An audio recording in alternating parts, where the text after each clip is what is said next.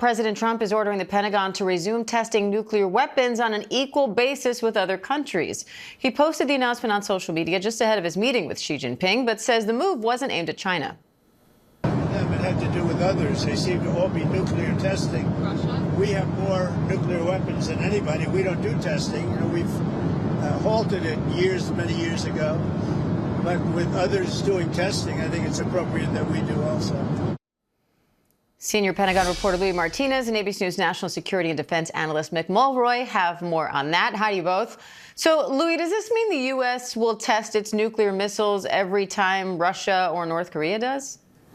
Well, Diane, the truth is nobody really knows what the president is talking about because it's unclear. There are a lot of questions being raised. Is he talking about the resumption of underground nuclear testing, which the United States has not done since 1992? For that matter, China hasn't done since 1996, and the Soviet Union did not do until previously since the 1980s. So what exactly are we talking about? Are we talking about missiles, like you asked in the question?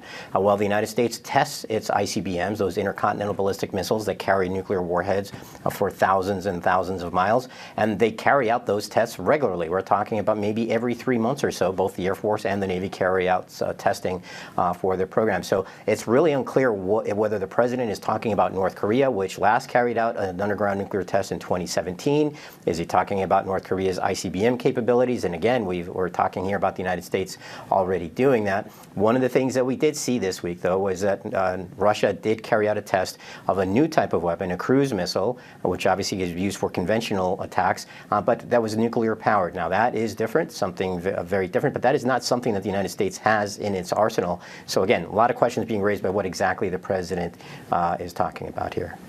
Mick, what do you think the goal is here?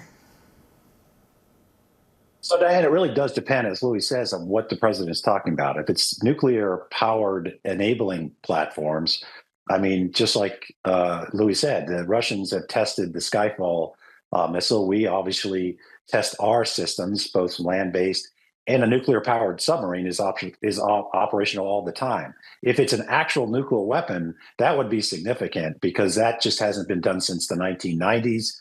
It could trigger, of course, another arms race. It's unclear if that's what he meant, if he did mean it, if he has intelligence to the effect that other countries are going to start testing them, so he's going to keep pace. It's just unknown, and maybe that's the intent is to be somewhat ambiguous. And it's also important to point out that the Department of Energy, specifically the National Nuclear Security Administration, that tests nuclear weapons, actual nuclear weapons, and they have been affected by some of these DOGE cuts. So it's just unclear what the president means right now.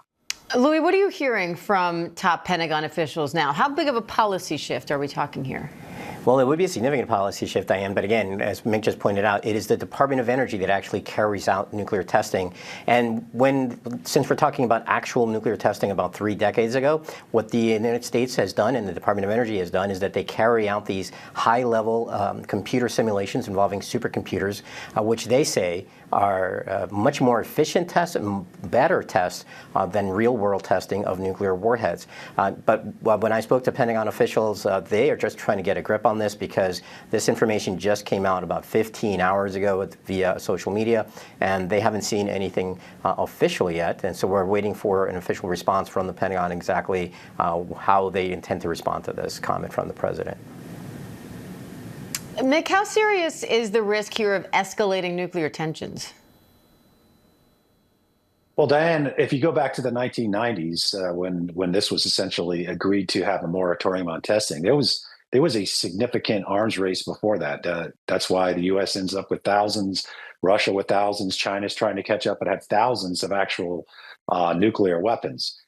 If this happens again, and it might be triggered by another country testing, and that's, again, might be intelligence that the president's privy to, this could start a whole nuclear arms race again, adding weapon systems, other countries trying to acquire nuclear weapons, is much more likely nowadays. So it is significant, and we'll just have to see what he means specifically. That really is going to be what basically triggers this arms race if it does happen.